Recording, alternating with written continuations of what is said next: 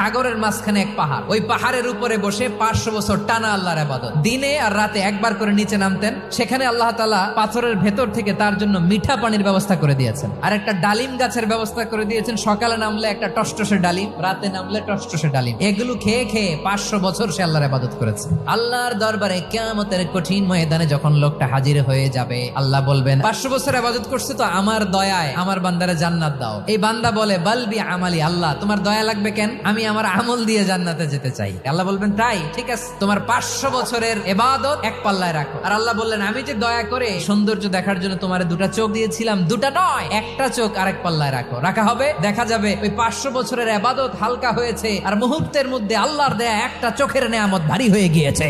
ফলাফল দেখো, হিসাব বলে তুমি এখন জাহান্নামে যাবা, যাও এবার জাহান্নামে যাও। এবার লোকটা কাচুমাচু করে বলে আল্লাহ এবার আমি বুঝতে পেরেছি তোমার দয়া ছাড়া দুনিয়ায় কেউ জান্নাতে যেতে পারবে না।